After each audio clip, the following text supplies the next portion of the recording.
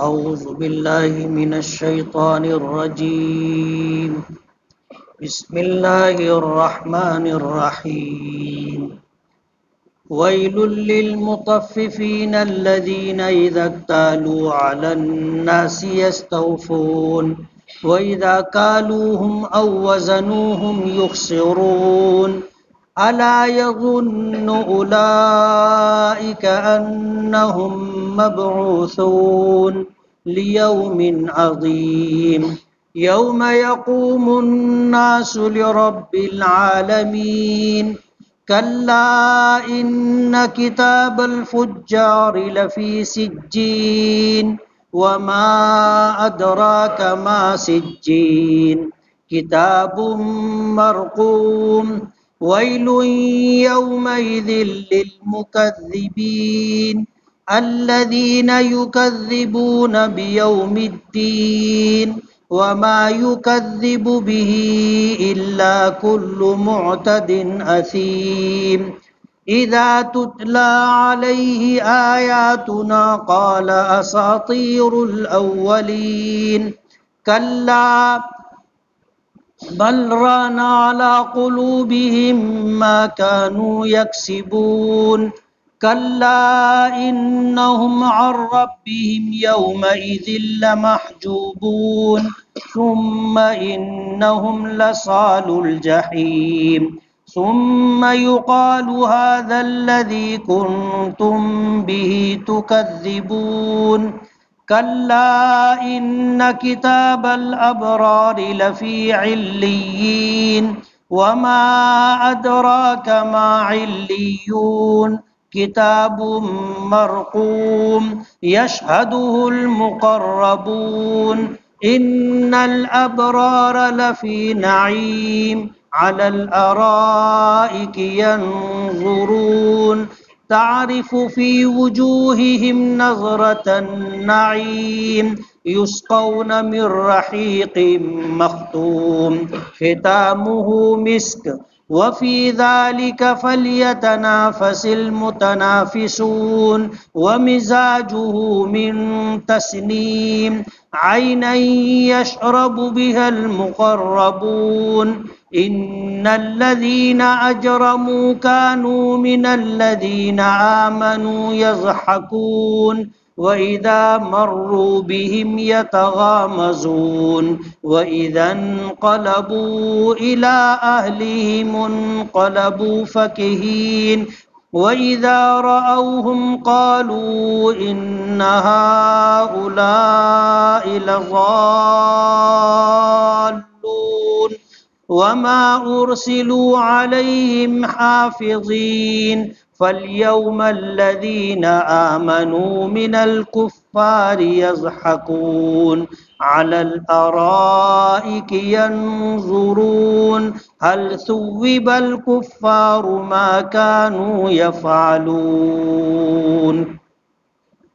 صدق الله العظيم سبحانك لا علم لنا إلا ما علمتنا إنك أنت العليم الحكيم رب اشرح لي صدري ويسر لي أمري واحلل عقدة من لساني यफ़क़हू قولي।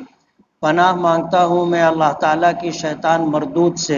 शुरू करता हूँ मैं अल्लाह के नाम से जो बड़ा मेहरबान बड़े रहमतों वाला है।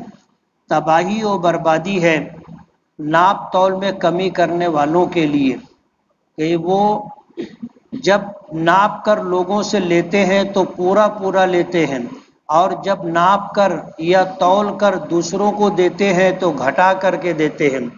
क्या वो गुमान नहीं करते कि मरने के बाद उन्हें दोबारा जिंदा किया जाएगा एक बड़े दिन के लिए, जिस दिन लोग अपने परवरदिगार के सामने खड़े होंगे।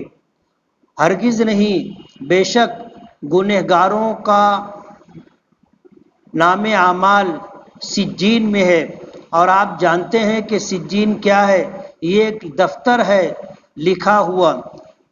हलाकत और बर्बादी है उस दिन झुटलाने वालों के लिए जो लोग जज़ा और सज़ा यानी इंसाफ के दिन को झुटलाते थे और नहीं झुटलाते थे उस दिन को, मगर वो जो हद से गुजर जाने वाला और गुनहगार है। کہ جب ان پر ہماری آیتیں اس پر ہماری آیتیں تلاوت کی جاتی تھیں تو وہ کہتا تھا کہ یہ اولین گزرے ہوئے لوگوں کے قصے ہیں. ہرگز نہیں، بلکہ ان کے دلوں پر زنگ لگ گیا ہے ان کی بدعمالیوں کی وجہ سے. ہرگز نہیں، بے شک وہ لوگ اس دن اپنے پروردگار سے البتہ اوٹ میں اور حجاب میں رکھے جائیں گے. پھر بے شک وہ لوگ جہنم میں داخل ہونے والے ہوں گے. پھر کہا جائے گا کہ یہی وہ دن ہے جس کو تم جھٹلاتے تھے. بے شک نیک لوگوں کا نام اعمال علیین میں ہے، اور آپ جانتے ہیں علیین کیا ہے. یہ ایک لکھا ہوا دفتر ہے جس کو اللہ کے مقرب فرشتے دیکھتے ہیں. بے شک نیک لوگ البتہ نعمتوں میں ہوں گے، مسحریوں پر بیٹھے ہوئے دیکھ رہے ہوں گے. آپ دیکھیں گے ان کے چہروں پر نعمتوں کی تر و تازگی. وہ پلائے جائیں گے رحیق مختوم سے جس پر مشک کی مہر لگی ہوئی ہوگی، اور یہی وہ چیز ہے جس میں مقابلہ کرنے والوں کو، مسابقہ کرنے والوں کو ایک دوسرے سے مسابقہ کرنا چاہیے. اور اس شراب میں تسنیم کی آمیزش ہوگی، اور یہ ایک ایسا چشمہ ہے جس سے اللہ کے مقرب بندے پیتے ہیں. بے شک جن لوگوں نے گناہ کیا وہ لوگ ایمان والوں پر ہنستے ہیں، اور جب ان کے پاس سے ایمان والے گزرتے ہیں تو وہ آپس میں آنکھوں سے ایک دوسرے کو اشارہ کرتے ہیں، اور جب وہ لوگ اپنے گھر والوں کی طرف لوٹ کر کے جاتے ہیں تو وہ ان کے متعلق باتیں بناتے ہیں، اور جب ان کو دیکھتے ہیں تو کہتے ہیں کہ یہ گمراہ لوگ ہیں، اور ان پر نہیں بھیجے گئے مگر نگہبان بنا کر کے. اس دن ایمان والے کافروں پر ہنسیں گے اور ایمان والے مسحریوں پر بیٹھے ہوئے دیکھ رہے ہوں گے. کیا کافروں کو بدلہ دیا جائے گا ان کاموں کا جن کو وہ لوگ کرتے تھے؟ یہ سورہ تطفیف ہے جس کو سورہ مطففین بھی کہا جاتا ہے. طففا یطفف، تطفیف کے معنی آتے ہیں گھٹانے کے، ناپ تول میں کمی کرنے کے. یہ سورت مکی ہے اور اس میں 36 آیتیں ہیں اور 1 رکوع ہے. اس سورت کے سلسلے میں مکی اور مدنی ہونے کے بارے میں اختلاف ہے. زیادہ تر مفسرین نے اسے مکی قرار دیا ہے، لیکن کچھ مفسرین نے اس کو مدنی بھی قرار دیا ہے. اور مفسرین کی ایک جماعت کہتی ہے کہ نبی کریم صلی اللہ علیہ وسلم جس وقت ہجرت کر کے مکے سے مدینہ تشریف لے جا رہے تھے تو یہ سورت مکہ اور مدینے کے درمیان نازل ہوئی تھی. یہی وجہ ہے کہ اس کے مکی اور مدنی ہونے میں اختلاف ہے. وہ لوگ جو یہ سمجھتے ہیں کہ اللہ کے رسول صلی اللہ علیہ وسلم جب مکے سے نکل چکے تھے، مکہ چھوڑ دیا تھا اور اس کے بعد اس سورت کا نزول ہوا ہے، تو یہ سورت مدنی ہے، اس لیے کہ اللہ کے رسول صلی اللہ علیہ وسلم ہجرت کا سفر شروع کر چکے تھے. بعض لوگ یہ کہتے ہیں کہ یہ سورت اللہ کے رسول صلی اللہ علیہ وسلم پر مدینہ منورہ پہنچنے سے پہلے نازل ہوئی تھی. آپ ہجرت کر کے مدینہ پہنچے نہیں تھے، اس لیے یہ سورت مکی ہے. تو اس سورت کے تعلق سے مکی اور مدنی ہونے میں اختلاف ہے. وجہ اس کی یہ ہے کہ اللہ کے نبی صلی اللہ علیہ وسلم ہجرت کے سفر میں تھے جب آپ پر یہ سورت نازل ہوئی. مفسرین نے ایک بات اور بھی لکھی ہے جو اس آیت کا شان نزول بھی ہے کہ اللہ کے رسول صلی اللہ علیہ وسلم مکے سے نکل کر مدینہ تشریف لے جا رہے تھے، ہجرت کے سفر کا آغاز ہو چکا تھا. اہل مدینہ یعنی مدینہ کے رہنے والے قبیلے اوس اور خزرج کے لوگ اور یہودی جو وہاں آباد تھے، ان میں یہ اخلاقی خرابی تھی کہ یہ ناپ تول میں کمی کیا کرتے تھے، جس کو ڈنڈی مارنا کہتے ہیں.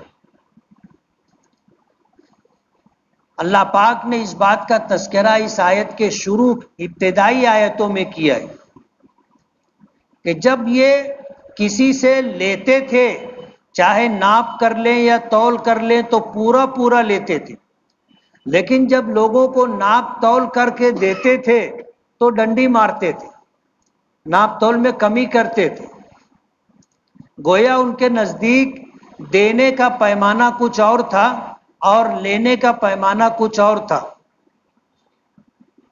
ہوتا ہے ایسا، آج بھی یہ عام بات ہے، آج بھی یہ عام بات ہے۔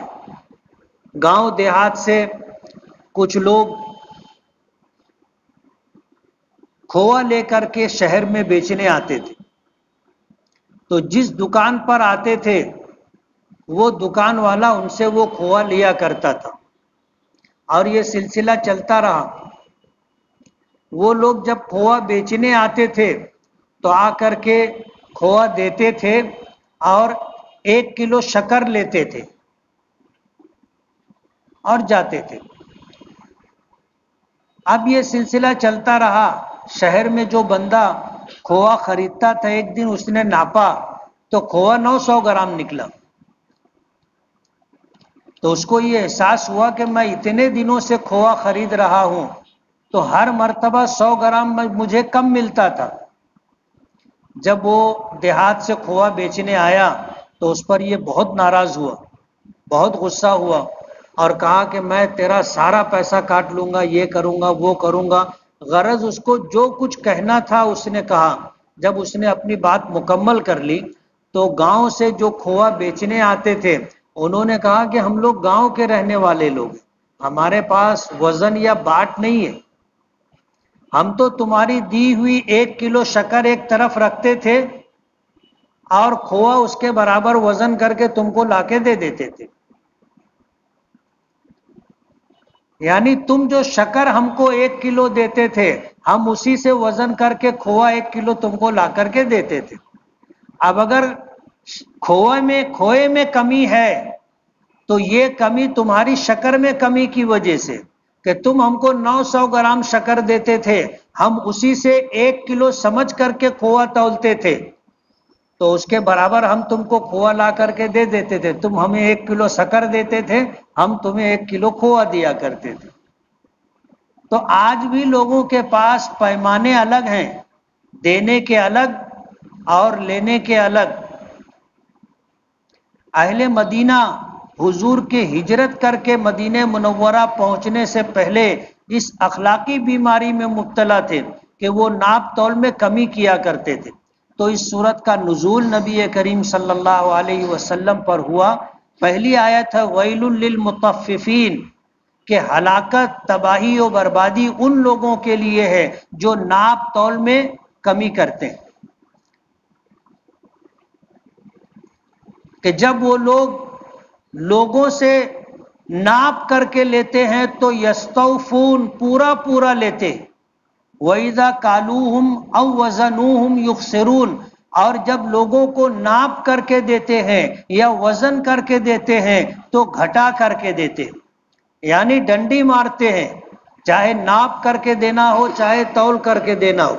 اللہ پاک فرماتے ہیں اَلَا يَظُنُّ أُولَئِكَ أَنَّهُمْ مَبْعُوثُونَ، کیا انہیں اس بات کا خیال نہیں ہے کہ مرنے کے بعد وہ اٹھائے جائیں گے، زندہ کیے جائیں گے اس دن کے لیے جس دن کو بڑا دن کہا جاتا ہے، بدلے کا دن، قیامت کا دن، جس کی لمبائی 50,000 برس کے برابر ہوگی، یعنی دنیا کے 50,000 سال کتنا زمانہ ہوتا ہے، میدان محشر میں وہ بڑا دن 50,000 سال کے برابر ہوگا۔ اس دن یہ زندہ کر کے اس جگہ لے جائے جائیں گے، یوم یقوم الناس لرب العالمین، اور وہ دن ہوگا جس دن سارے لوگ اپنے پروردگار کے سامنے کھڑے کیے جائیں گے۔ حدیث پاک میں آتا ہے کہ لا یزال قدم عبد عند اللہ یوم القیامہ حتی یسأل عن 5، کہ اس دن ہر شخص کو اللہ کے سامنے کھڑا کیا جائے گا، اور یہ بندہ جب اللہ کے سامنے کھڑا ہوگا تو جب تک اس سے 5 باتوں کا سوال و جواب نہیں مکمل ہوگا وہ وہاں سے ہٹ نہیں سکے گا۔ ان عمر فیما افنا، اللہ نے تمہیں جو زندگی دی تھی وہ زندگی تم نے کہاں کھپائی؟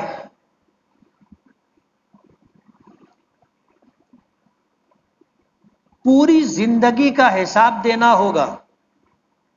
وعن شباب فیما ابلا، اور زندگی کا جو سب سے شاندار زمانہ ہوتا ہے، نوجوانی کا زمانہ، شباب کا زمانہ، اللہ پاک پوچھیں گے کہ یہ جوانی تم نے کہاں کھپائی؟ وعن شباب فیما ابلا، جوانی کہاں کھپائی؟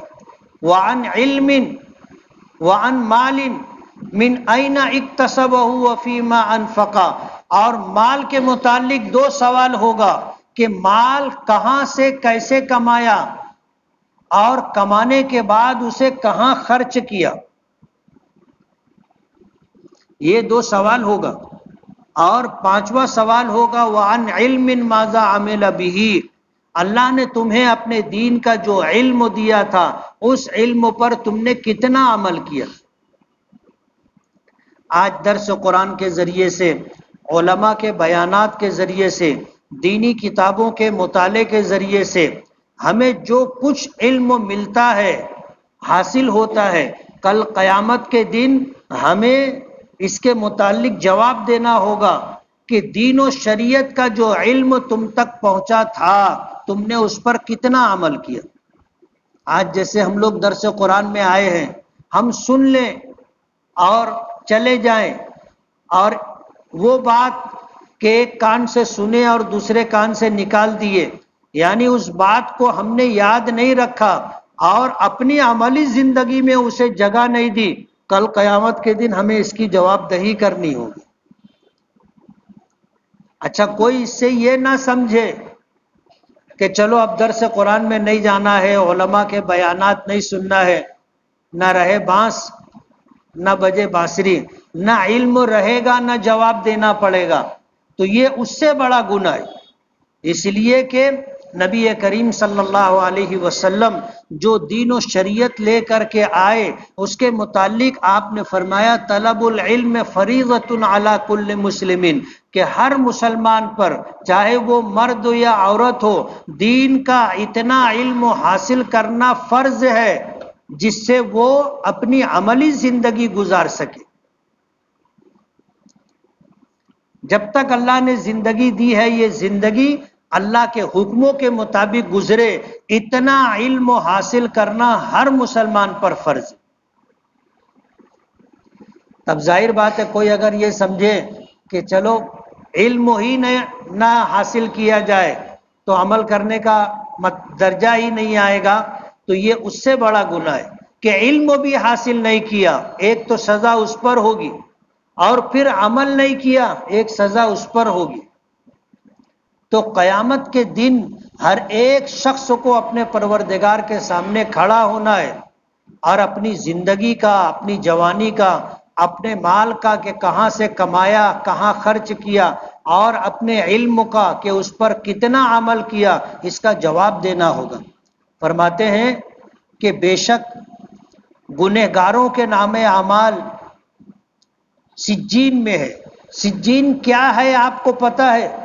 کتاب مرقوم، یہ لکھی ہوئی کتاب ہے، دستاویز ہے۔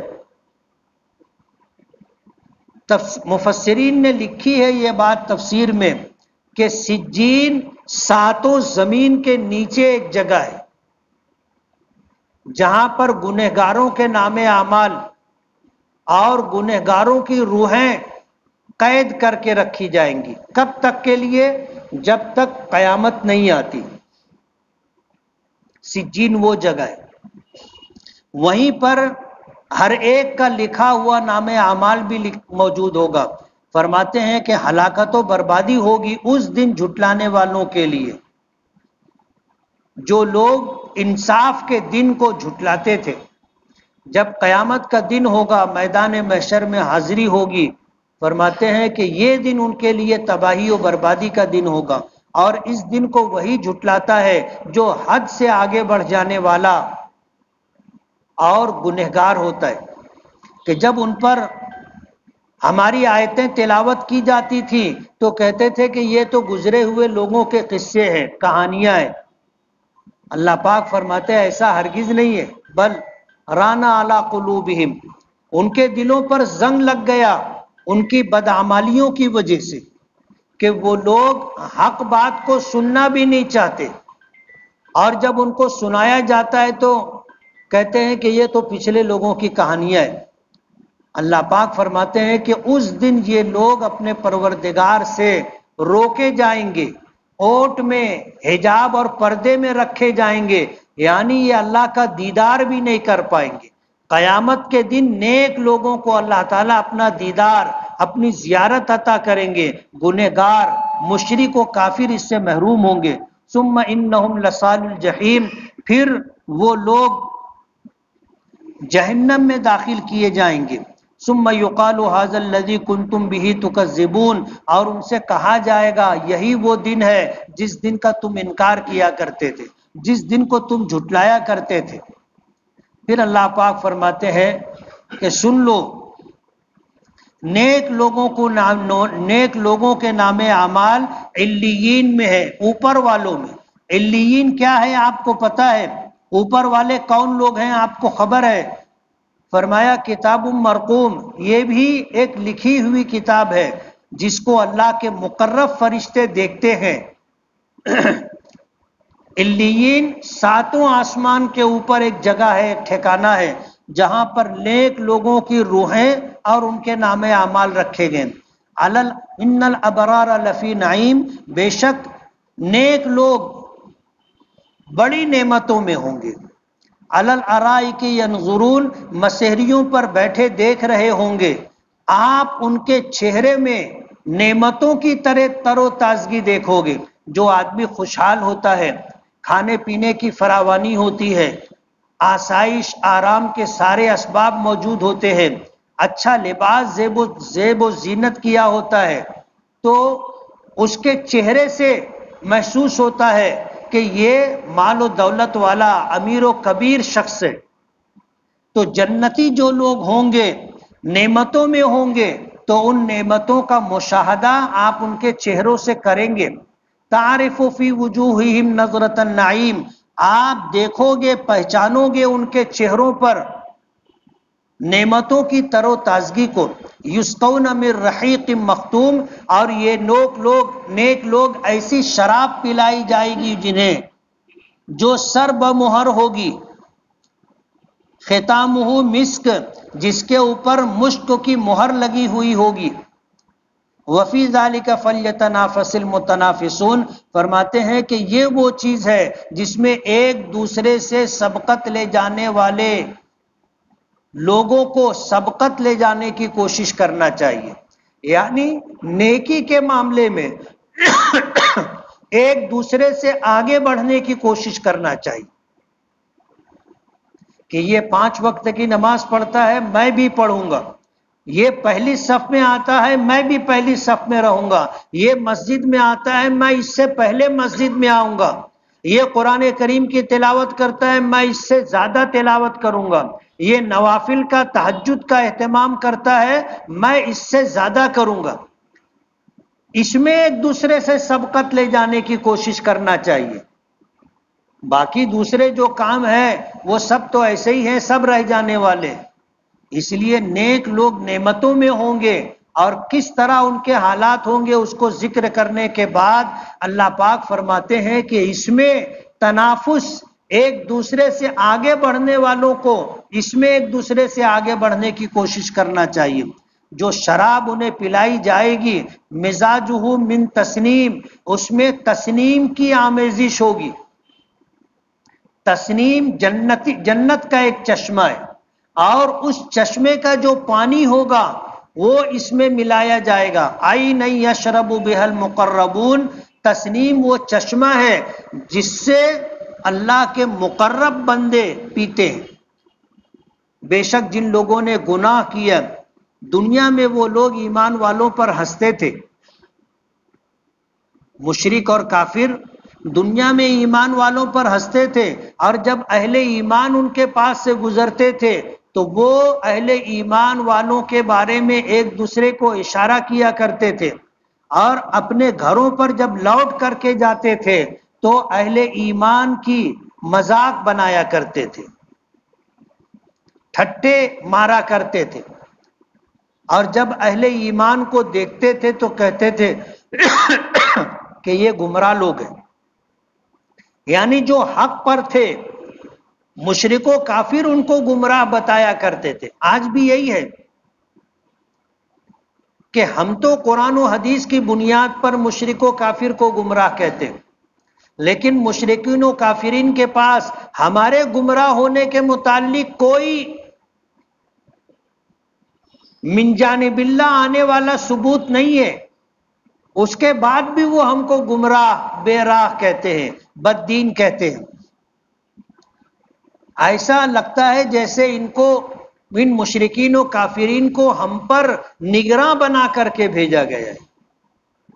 اللہ پاک فرماتے ہیں فَالْيَوْمَ الَّذِينَ آمَنُوا مِنَ الْكُفَّارِ يَضْحَكُونَ، جو بدلے کا دن ہوگا، انصاف کا دن ہوگا، اس دن ایمان والے ان کافروں پر ہنسیں گے۔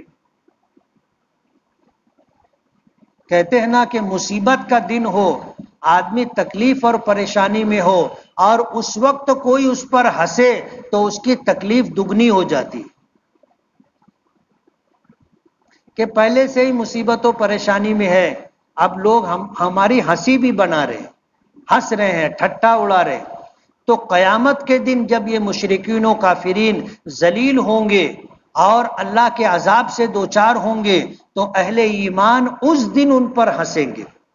علی الارائک ینظرون، یہ اہل ایمان اس دن مسہریوں پر بیٹھے ان کی بدحالی دیکھ رہے ہوں گے۔ اللہ پاک فرماتے ہیں هل ثوب الکفار ما كانوا يفعلون، کیا یہ کافر یہ سمجھتے ہیں، اس دنیا میں گناہ اور بدعملی کرنے والے کیا یہ سمجھتے ہیں کہ ان کو بدلہ نہیں دیا جائے گا؟ جو بدعملی وہ کرتے ہیں ان بدعمالیوں کا بدلہ کیا انہیں نہیں دیا جائے گا؟ یقیناً دیا جائے گا۔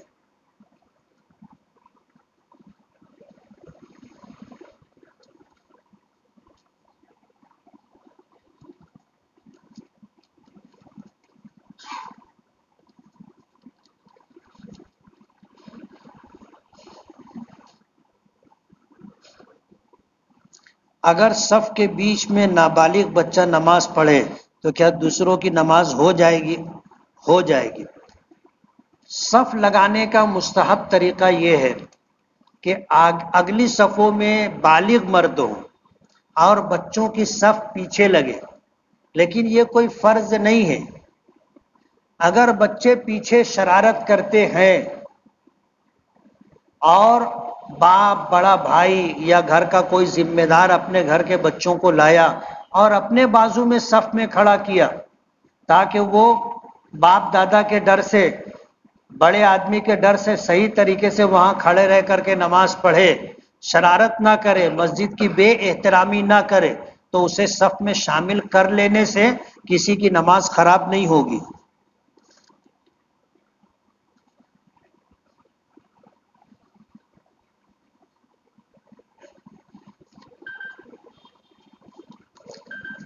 کسی شخص نے اتنے سارے سوالات، اختلافی سوالات بھیجے، میں بہت صفائی کے ساتھ کہنا چاہتا ہوں آج امت کو جوڑنے کی ضرورت ہے۔ آج ہم لوگ اپنے چھوٹے چھوٹے اختلافات کو جو مسلک کی وجہ سے ہمارے درمیان ہے اس کو ہوا دے کر کے اپنے اختلاف کو بڑھانا، اپنے اندر انتشار پیدا کرنا اچھی بات نہیں۔ یہ جو لوگ اس طرح کے سوالات لے کر کے آتے ہیں وہ کان کھول کے سن لیں کہ ان کا جواب تو نہیں دیا جائے گا لیکن یہ حرکت بند کریں۔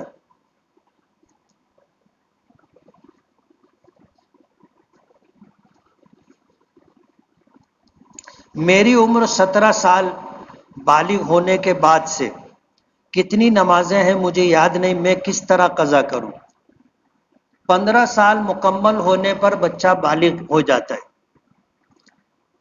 عمر 17 سال ہے تو 2 سال کا عرصہ آپ نے ایسا گزارا جس میں آپ نے نماز پڑھی بھی نہیں بھی پڑھی. اب آپ کو یاد نہیں ہے کہ کتنی نمازیں آپ نے پڑھی ہیں اور کتنی نہیں پڑھی، تو بہتر یہ ہے کہ آپ 2 سال تک اپنا یہ معمول بنائیں کہ فجر کی نماز کے ساتھ فجر کی ایک قضا نماز بھی پڑھ لیں،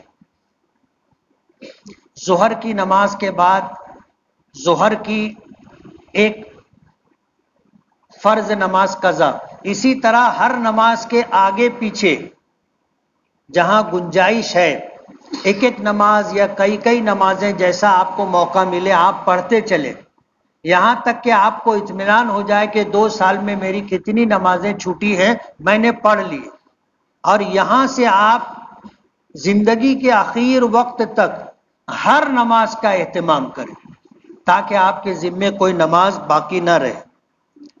اگر حافظ قرآن حفظ ہو جانے کے بعد دیکھ کر قرآن پڑھے تو کیا اسے قرآن یاد رہے گا یا نہیں؟ قرآن کریم یاد رکھنے کا سب سے بہتر طریقہ یہ ہے کہ ایک مرتبہ قرآن کریم کو مکمل اچھا یاد کر لیا جائے اور پھر اسے دیکھ کر کے پڑھتے رہنے کا معمول بنا لیا جائے، دیکھ کر کے پڑھتا رہے تو انشاءاللہ بھولے گا نہیں. شوال کے مہینے میں بدھ اور جمعرات کے روزے رکھوں تو کیا یہ شوال کے 6 روزے میں شمار ہوگا یا نہیں؟ شوال کے 6 روزوں کی فضیلت ہے، پورے مہینے میں آپ کبھی بھی رکھ سکتے، جو ایام 20 کہلاتے ہیں، یعنی چاند کی 13، 14، 15 نبی کریم صلی اللہ علیہ وسلم ان دنوں میں روزہ رکھا کرتے تھے. آپ اگر رکھتے ہو تو یہ بھی شوال کے روزوں میں شمار ہو جائے گا، اور آپ اگر اس کے علاوہ شوال کے روزے رکھنا چاہیں تو آپ رکھ سکتے ہیں، ثواب ملے گا آپ کو. مجھے بھول جانے کی بیماری ہے اور دماغ بھی نہیں چلتا ہے، خیالات زیادہ آتے ہیں، کوئی عمل بتائیے. روزانہ 7 مرتبہ سورہ فاتحہ پڑھ کر اپنے سینے پر دم کیا کریں، ایک بات. دوسری بات، کسی ایک نماز کے بعد 25 مرتبہ قل هو اللہ کی سورت ہر مرتبہ بسم اللہ کے ساتھ پڑھیں اور اپنے چہرے پر سینے پر دم کریں، ہاتھوں پر دم کر کے سر اور چہرے پر ہاتھ پھیریں، تو یہ جو وسوسے آتے ہیں، خیالات آتے ہیں، وہ انشاءاللہ ختم ہو جائیں گے.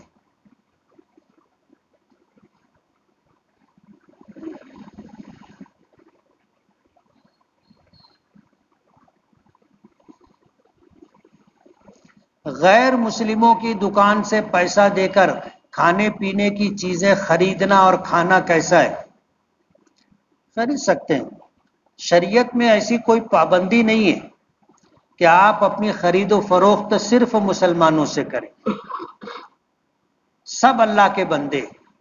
یہ الگ بات ہے کہ ہم اہل ایمان ہیں، دوسرے لوگ اہل ایمان نہیں، لیکن ہم اللہ کے بندے ہیں تو وہ بھی اللہ کے بندے، ہم اللہ کی مخلوق ہیں تو وہ بھی اللہ کی مخلوق.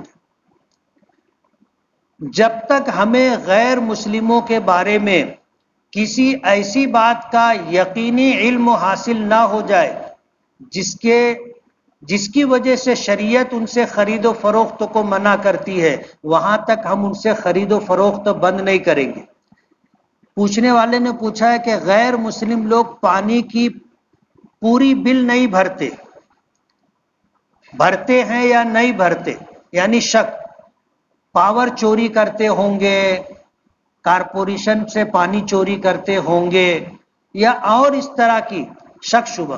یہ بات تو مسلمانوں کے بارے میں بھی آپ سوچ سکتے ہیں نا، تو غیر مسلموں کے بارے میں ہی کیوں صرف سوچ رہے؟ آج تو ماشاء اللہ ہر کام میں مسلمان ہی آگے، بجلی چوری میں وہ آگے، غیر قانونی نل کنیکشن لینے میں وہ آگے. ابھی میں گناتے بیٹھوں گا تو بہت ساری چیزیں، تو پھر تو دنیا میں آپ کسی سے بھی خرید و فروخت نہیں کر سکیں گے. کہتے ہیں نا کہ شک کا علاج لقمان حکیم کے بھی پاس نہیں تھا. ہماری شریعت نے شک کرنے سے منع کیا ہے، کسی کے بارے میں اس طرح بلا وجہ شک شبہ نہیں کرنا چاہیے. نکاح سے پہلے سہرا پڑھنا کیسا ہے؟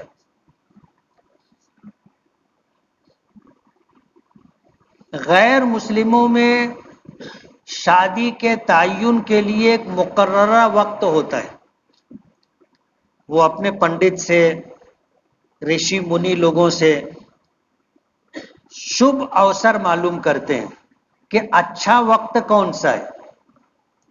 وہ لوگ ایک وقت بتا دیتے کہ بھئی 12:36، تو 12:36 پر وہ لوگ ایجاب و قبول کر لیتے۔ ہمارے یہاں ظاہر بات ہے سب وقت یکساں ہے، کچھ دنوں کو، کچھ اوقات کو فضیلت حاصل ہے، مگر ہمارے یہاں ایسا نہیں ہے کہ نکاح کے لیے اچھا وقت اور اچھی گھڑی کون سی ہے، ایسا نہیں۔ 11 بجے کا وقت ہوتا ہے، 11 بجے کبھی نکاح نہیں ہوتا۔ جو لوگ پہلے آ جاتے ہیں وہ انتظار میں بیٹھے رہتے ہیں، 11 بجے نوشہ تیار نہیں ہوتا، 11 بجے بارات نہیں نکلتی۔ وجہ اس کی یہ ہے کہ ابھی اس کے چچا نہیں آئے، اس کے دادا ابھی کپڑا پہن رہے ہیں، اس کے ماموں لوگ ابھی آ رہے ہیں۔ اب وہ وہاں سے دیر سے نکلتا ہے اور دیر سے آتا ہے مسجد میں، تو یہ وقت کی بربادی اور لوگوں کو اذیت و تکلیف دینا ہے۔ اور جب سہرا پڑھا جاتا ہے تو 11 بجے والا نکاح تو 12 اور 12:30 بجے ہوتا ہے نا، اس لیے کہ وہ جس کے نام کا شعر پڑھے جب تک ادھر سے پیسہ آتا نہیں یہ آگے بڑھتا نہیں، اسی کو گھما گھما کر کے گھما گھما کر کے گھما گھما کر کے پڑھتا رہے گا، جب تک جس کا نام ہے ادھر سے پیسہ نہیں آیا گاڑی آگے نہیں بڑھتی۔ میں ایک مرتبہ نکاح پڑھانے کے لیے گیا اور ان لوگوں نے کہا تو مفتی صاحب ایک دم 11 بجے، بولا ٹھیک ہے، میں 11 بجے سے پہلے پہنچ گیا۔ اب وہاں پہنچ گئے، 11 بج گیا، باراتی نہیں آئی۔ اب آپ بتاؤ بارات نہیں آئی تو نکاح ہو پڑھایا جا سکتا کیا؟ کچھ لوگ کہنے لگے، فون ان کیے، ارے بولے مفتی صاحب ابھی بارات نکلی بھی نہیں ہے، بولے چلو چائے پی کے آتے۔ اب مجھے انہوں نے لیا، ہم لوگ ہوٹل پر گئے۔ اب وہاں جا کر کے جب بیٹھے تو 2 لڑکے وہاں بیٹھے ہوئے تھے، تو وہ ایک بولنے لگا، بولے میں بال بنوا لی ہوں، اب جا کے نہائے کے ہے، نہاؤں گا جا کے، وہ میرے سالے کا نکاح ہے، موقع پھیٹا باندھے کے۔ تو میرے کان کھڑے ہو گئے، تو میں اس کو بولا، میں نے کہا یار نکاح کہاں ہے، تیرے سالے کا نکاح کہاں ہے؟ بولے یہ مسجد یہیں آنے والی ہے۔ بولے کب کا نکاح ہے؟ بولے 11 بجے کا۔ بولو 11:15 بج گئے، تو ابھی یہاں پر بیٹھا ہے، اب تو جائے گا نہائے گا اور پھر لڑکیوں کی طرح تیار ہوگا، اس کے بعد جائے گا پھیٹا باندھنے کے لیے، تو بارات کب آئے گی اور نکاح کب ہوگا؟ یہ حال ہے ہم لوگوں کا۔ اب اس میں یہ سہرا پڑھنے والے آ جاتے اور اچھی واٹ لگا دیتے۔ لوگوں کا وقت برباد کرنا جائز نہیں۔ آپ نے ان کو دعوت دی ہے، بلایا ہے، تو جو وقت آپ نے دیا ہے اس وقت پر آپ کو نکاح کروا دینا چاہیے، چاہے کوئی آئے چاہے نہ آئے۔ آپ وقت کی پابندی کیجیے۔ اگر ہم لوگ وقت کی پابندی نہیں کریں گے، جنہیں پابندی کا سبق دیا گیا ہے، تو دنیا میں کون پابندی کرے گا؟ آج تو یہ ہے کہ جو ہمیں حکم دیا گیا ہے غیر لوگ اس پر عمل کر رہے ہیں، کہ انہیں جو ان کے عالم نے، ان کے پنڈت نے، ان کے گرو نے وقت بتا دیا اس وقت پر وہ لوگ کر لیتے۔ تو وقت کے معاملے میں تو ہم سے اچھے وہ لوگ ہیں، اس لیے وقت کی پابندی کرنا چاہیے۔ نکاح کے موقع پر کتنا مہر دینا چاہیے؟ مہر فاطمی دینا چاہیے، 1 کلو 633 گرام چاندی، یا اس کی قیمت، یا اس کی قیمت کا کوئی اور سامان، یہ مہر فاطمی ہے۔ حضور نے اپنی تمام بیٹیوں کو اور تمام بیویوں کو مہر فاطمی یہ مہر دیا تھا، 500 درہم، جس کا موجودہ وزن 1 کلو 633 گرام چاندی۔ ہم لوگ شادی بیاہ کے موقع پر لاکھوں روپیہ خرچ کرتے اور مہر ایسا رکھتے ہیں جس کا تذکرہ کرتے ہوئے اچھا نہیں لگتا۔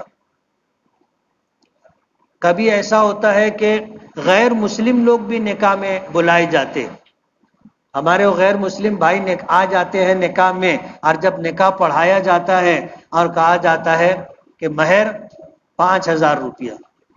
آج تو 5,000 ہو گئی، ورنہ جب شروع سے نکاح پڑھاتے آ رہے ہیں 351، 251، 551، 1151، ایسے چلتے چلتے ہم لوگ یہاں تک آئے۔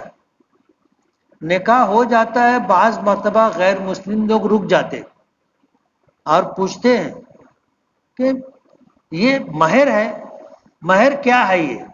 جب ان کو یہ بتاؤ کہ مہر یہ بدل ہے عورت کی طرف سے مرد کو جو پیشکش ہوتی ہے، عورت اپنے آپ کو شوہر کے سپرد کرتی ہے، یہ اس کا عوض اور بدل ہے۔ بولے یہ 200 روپیہ۔ آپ سوچو، زندگی بھر کے لیے ایک عورت نے اپنے آپ کو آپ کے سپرد کیا، اس کا بدل مہر ہے، آپ کیا دے رہے ہو؟ پرائی عورت کے پاس جاتے کیا دیتے؟ ایک ٹائم کا۔ آپ سوچو تو تھوڑا، غور کرنے کی بات ہے۔ اس لیے آپ یہ عہد کر لیجئے کہ اپنے گھر میں، اپنے خاندان میں، یا جہاں آپ کی بات سنی مانی جاتی ہوگی وہاں پر مہر فاطمی دیں گے نا؟ ضروری نہیں ہے کہ آج ہی آپ پورا مہر دو، پہلے تو پورا مہر ادھار رہتا تھا نا، اور ایسا ادھار رہتا تھا کہ بڈھا مر جاتا تھا، دیتا نہیں تھا۔ آج آپ مہر فاطمی طے کیجئے، اس میں سے جتنا آج دے سکتے ہو اتنا آج دے دیں، باقی آپ موقع موقع سے اپنی بیوی کو وہ مہر دیتے رہے۔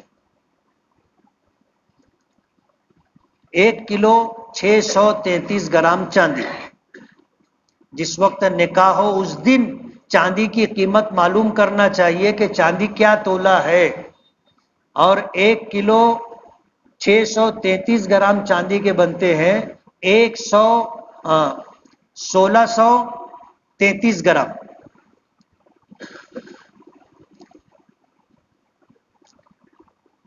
آپ اتنا مہر طے کریں گے، اور آسان ہے، کوئی لاکھ 1.25 روپئے کے قریب مہر بنتا ہے۔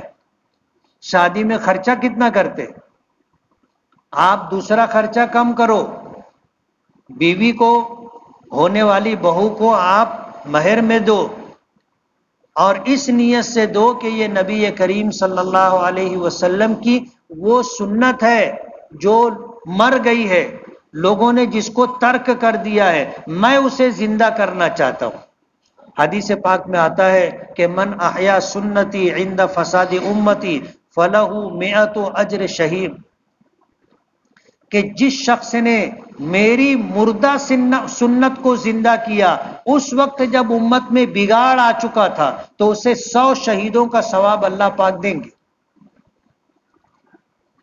کیا دیں گے ثواب؟ 100 شہیدوں کا ثواب، اور ایک شہید کا ثواب اتنا ہے کہ اللہ اس کو جنت دیں گے، اور جنت میں ایسی نعمتیں دیں گے کہ ان نعمتوں کو دیکھ کر وہ دوبارہ دنیا میں آنے کی اور شہید ہو کر کے جانے کی تمنا کرے گا۔ کتنا سستا سودا ہے۔ نیت مہر فاطمی دیں گے نا انشاءاللہ۔ بسم اللہ الرحمن الرحیم، الحمد للہ رب العالمین۔